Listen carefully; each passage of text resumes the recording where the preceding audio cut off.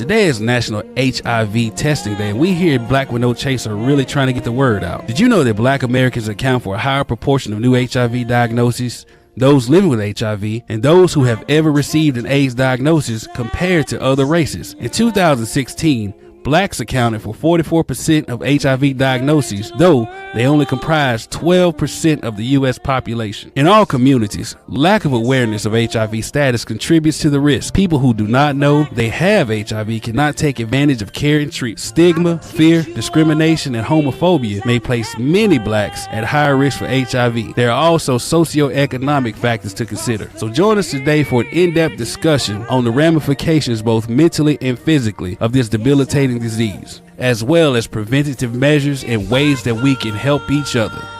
So please, tune in. You don't want to miss it.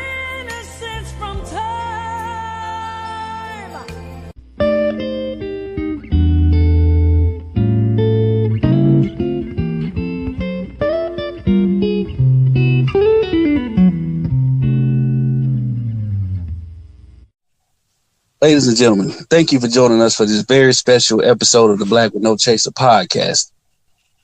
With today being HIV awareness testing, we felt that it was important to reach out to you, our fellow followers and listeners, with very informative information about this debilitating disease. Joining me today will be Dr. Colibri Jenkins, who many of you may remember from our mental health awareness episode, where she gave you so much valuable information. Well, she's back to do it once again. So, Dr. Jenkins, welcome to the podcast once again. Thanks, Cyrus. I appreciate being able to speak to the masses of such an important issue. Today is National HIV Testing Day, and as you so eloquently put in the commercial for today's podcast, we as African Americans represent about 44% of the new HIV cases that were diagnosed in 2016. And that's the year that we have the most up-to-date data for. And we say 44%, but we only represent about 12% of the general population. And when you look at the African American female population, in 2016, we comprised 61% of the new HIV cases, and that represented about 4,500 women in the United States being diagnosed with HIV. So the reason that this is so near and dear to my heart is that as a psychiatrist, I treat mostly adolescents, and actually in the year 2015 and 2016, I started to treat a lot of young people who contracted HIV through sexual contact or IV drug use. And for me, it was a big deal because the vast majority of young people that I'd seen before had been people who had been born with HIV. But now we're in a different era where we have young people who are being diagnosed with HIV secondary to choices that they've made. And unfortunately, that's because we have not carried the mantle of educating young people about how dangerous HIV is, the way that education was thrust upon us. And some of that is because HIV is no longer a disease that kills you within a short period of time. HIV is now a chronic disease if you treat it appropriately.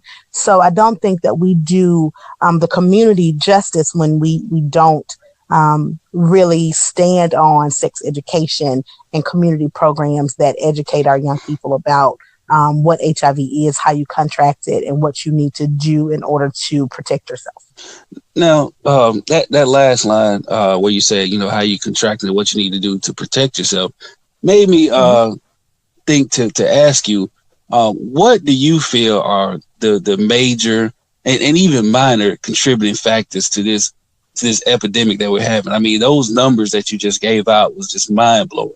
So what do you think is bringing all this about? So a lot of it has to do with the lack of education.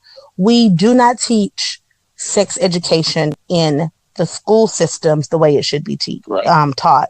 We do not teach it in communities the way it should be taught. Sex is taboo in the Black communities. Talking about sex in the Black community is something that you do, whether that is heterosexual sex, homosexual sex, bisexual sex, whatever it is.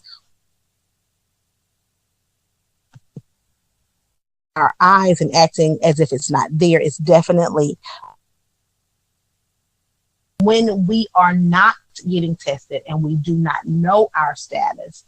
That contributes, because most often Black people are having sex with other Black people. When we are in small communities, that pool of sexual partners shrinks. So if you have one person who has HIV in that pool who does not know his or her status, and they're having unprotected sex with multiple people, you are then contributing to infecting the already small pool of people who you have to choose from. So lack of education, not knowing your status, and I think what most people don't realize is that if you have been infected with any STI, sexually transmitted infection, whether that's gonorrhea, chlamydia, trichomonas, hepatitis even. If you have been infected with any of those, then you increase your rate of contracting HIV.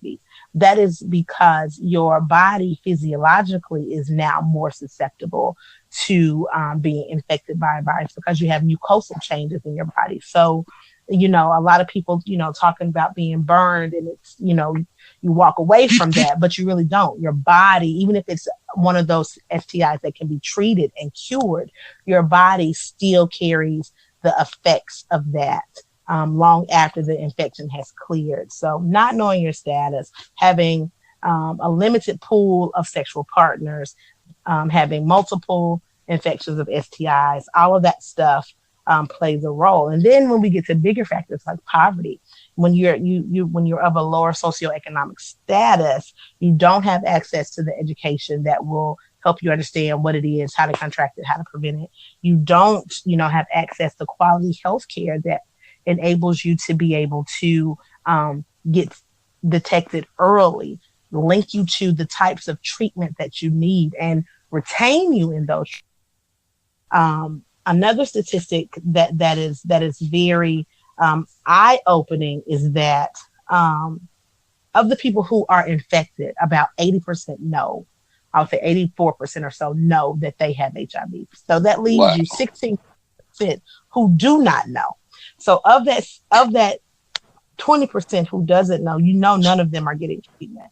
But of that 80%, only about 50% of those people end up being in sustained treatment. So what that is a little less, really 46%.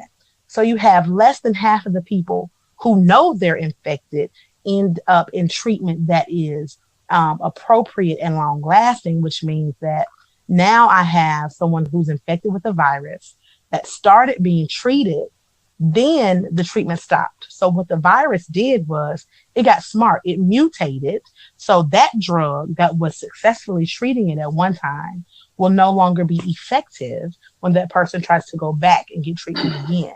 So that contributes to, one, that individual having a harder time being treated. But then if that individual subsequently infects someone else, they are also carrying that mutated virus that is more difficult to treat. So you have greater than 50% of the African-American infected population that is walking around not fully treated. Therefore, their virus is being mutated, which makes it just more and more difficult to treat it as it is transmitted to other people. Now, you just talked a lot about, not being treated and, or starting treatment and not, fully going through with it. Mm-hmm. Are there different types of treatment available as far as, is it like shots, or is it, different drug cocktails? Is it a combination of both? Is it any type of maybe blood transfusion, anything like that? What types of treatment are available to people who contract HIV? Okay, so there are multiple different types of treatment. Back in the day when HIV was first, we were first getting a handle on what it was. People used to get put on a drug cocktail that was, 8, 10, 12 tablets a day that they had to take. But now that has been reduced a lot to maybe 1 to 3 tablets a day. So it's still in the pill form. There are researchers out there who are working on vaccines to help prevent people from being infected with HIV. Right now, something that is a very big deal is a medication called PrEP. It stands for pre-exposure prophylaxis. So this is a medicine that people who are at high risk would take every single day to prevent them from becoming infected with HIV. And PrEP has a 90% success rate in reducing the risk of infection in people who would have contracted HIV sexually, and a 70% success rate in decreasing the risk of transmitting the disease in people who are IV drug users. So you might say, well, who is the person who needs to, take PrEP? High-risk individuals are defined as people who are in non-monogamous relationships with HIV negative persons, or people who are HIV positive and have a suppressed viral load.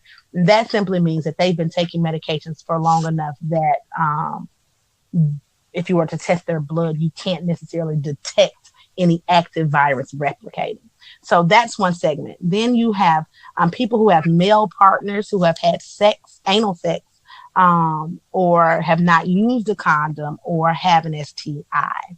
So that's a male partner who's had anal sex, is not using a condom, or has an STI. You would be a candidate for PrEP.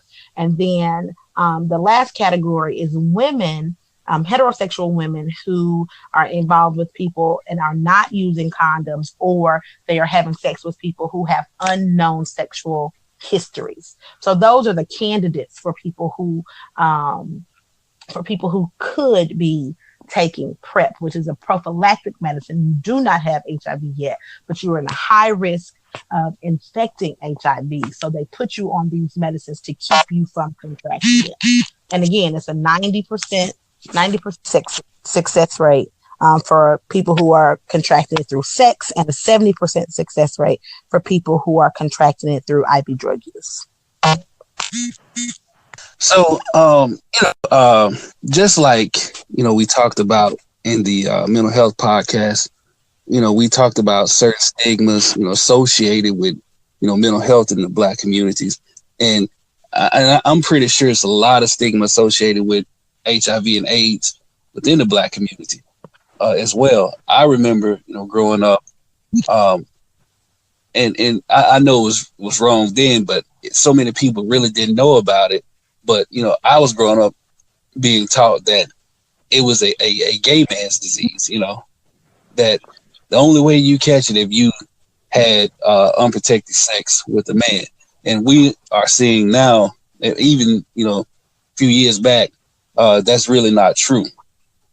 What other stigmas associated with this disease have you come across that you can address to inform everybody? So homophobia is a huge barrier. The stigma associated with homophobia is amazing. And like I said before, in the Black community, just talking about sex periods, that is stigmatized in the Black community. So we don't do that. Fear is also something that I believe is a huge issue, a stigmatizing thing in the Black community. It's almost as if, you've heard the people say, well, I was fine until I went to the hospital. Now I have high blood pressure and diabetes. Well, you had those things before, you just didn't know. So again, we want to close our eyes to it and ignore and hope that it goes away. So fear, homophobia, the stigma that's associated just to talking about sex, all of those things, poverty as well, as contributing factors to how we get ourselves in a situation where we are being adversely and disproportionately affected by HIV when we look at other communities. even other communities of color. 61% of, the new cases in 2016 were African American women. 19% were white, 16% were Latino. So even though we have seen a decrease in the rate, like between the years of 2011 and 2015, there's a 20% decrease in the rate of individuals, of Black women infected with HIV, but there's still this huge disproportionality when we're looking at white women versus Black women versus Hispanic women. So we've still got a long, long way to go. Yeah. You said something a little earlier about people saying, how we say, like you just said, we go to the hospital. I didn't have these problems until I went to the hospital. Mm-hmm. And one thing I noticed about our community, Black people in general, we have this feeling that we can just pray it away, Yes. And I don't know how, many times my grandmother used to say, baby, just pray about it, and we have become so reactive instead of being proactive when it comes to a lot of things, whether it be, like you said, diabetes, high blood pressure, mental health, AIDS, HIV. So, what would you suggest to someone who feels they may be at risk or thinking they're at risk? Who should they contact first? Well, the first thing you want to do is know your status. I think about having the conversations. I would ask, well, when was the last time that I went and got an HIV test? And I'm thinking, for me, myself, Colibri, Dr. Jenkins, when was the last time I had an HIV test? And when I was preparing for this, I was like, oh my God, I haven't had an HIV test since I gave birth to my kid who was about to turn 5. But then I thought, nope, I had one February of 2017. It is June of 2018, which means I am behind. So the question is, who should be tested? If you are sexually active, you should be tested. Okay. If you are a sexually active person who has an HIV positive partner, you should be tested every single year. If you are sexually active and you are engaging in sexual relationships with partners of unknown HIV status, you should be tested. If you have had more than one sexual partner since your last HIV test, you should be tested. If you have shared needles or traded sex for drugs or money, you should be tested. If you have had an STI in the last year, you should be tested. And if you are having sex with somebody again and you do not know their sexual history, you should be tested every single year. So that's basically saying if you have had sex, you should be tested every year, because in all honesty, even if you are dating someone monogamously, you have no idea what they are doing. If you are dating somebody or you are married, you may not necessarily know what that person's past sexual history is. You cannot count on them to have given you 100% of the information. So it's up to us to make sure that we are doing that. Oh yeah, I definitely agree with that. One thing that I did want to ask you, because you mentioned earlier about, you're now dealing with young teenagers, kids basically, who have HIV and AIDS, who, contracted it through sex instead of, being born with it or whatever. What type of mental stress and anguish have you noticed in people with HIV, like the severity of it? Like, does it cause depression? Does it increase thoughts of suicide? What have you seen from the mental aspect of it when it comes to this disease? Okay, so let's talk about that from two standpoints. We're going to talk about it from the standpoint of what effect does having a pre-existing mental health diagnosis or condition have on your choices when it comes to sexuality. And then we'll talk about the mental health ramifications of being diagnosed. So there was a study done recently of African American females where it looked at a couple of things: religiosity and mental health effects on condom use and number of partners. And what that study found is that how religious your mother is or your primary caretaker is does have a slight positive effect on your use of condoms, but has no effect on the number of people that you choose to sleep with. What was most interesting is that the study found that young people who suffer from depression and anxiety, or who exhibit a lot of rule-breaking behaviors, tend to have a higher number of sexual partners. Okay? So your depressed kids, your kids who are anxious and worried about what people will think of them, your young people who are acting out and breaking rules all the time, these are young people who are having sex with a greater number of people. Okay, you would think that girls who maybe are a little bit aggressive or a little more violent may hang out with the boys more, which may lead to them having a greater number of sexual partners. But what was found is that those young ladies who are more aggressive actually have fewer number of sexual partners. So we do see that if you suffer from depression, you suffer from anxiety, that you are more likely to make decisions that put you at risk for contracting an STI or HIV in the long run by increasing the number of sexual partners that you have had. Now, for young people who are diagnosed with HIV, what kind of ramifications have I seen with those young people? Unfortunately, the vast majority of the young people who I've seen who were initially diagnosed with HIV, there was absolutely no reaction. They carried on with life as though it was normal. It was almost as if they took that information and buried it.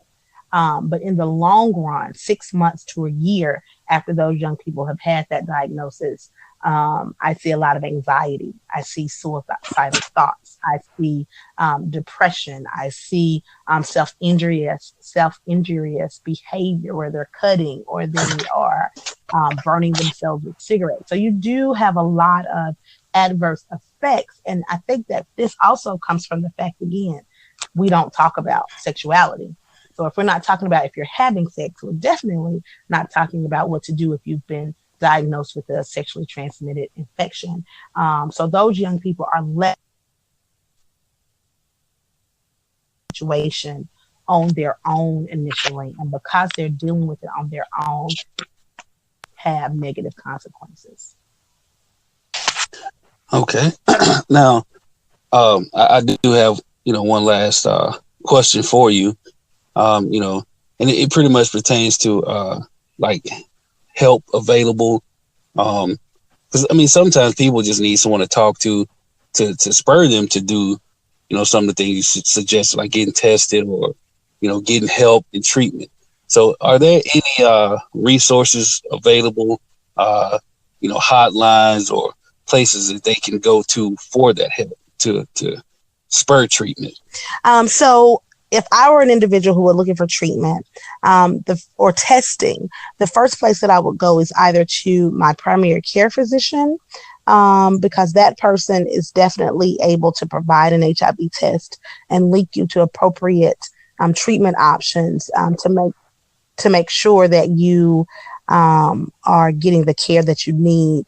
But if you want to be anonymous, you don't want anybody to know that you're being tested, the second option would be your local Department of Health, because those places offer free testing for HIV as STIs, and they can link you, if your test is positive, with things like the No AIDS Task Force or other organizations in the community that provide free treatment for individuals who have tested positive for HIV.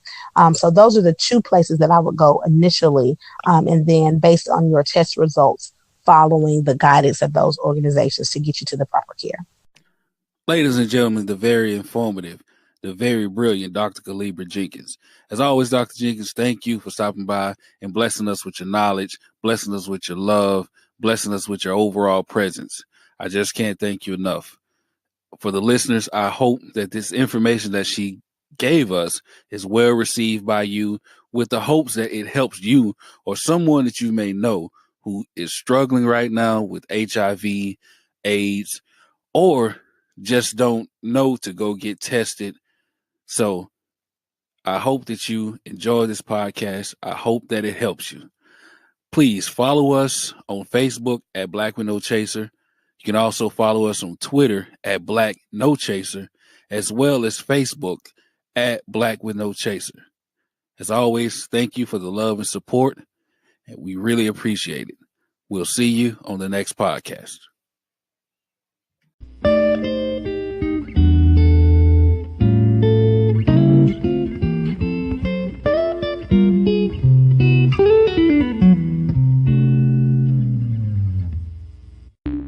The podcast you just heard was published with Anchor. Got something you want to say to the creator of this show? Send them a voice message using the Anchor app, free for iOS and Android.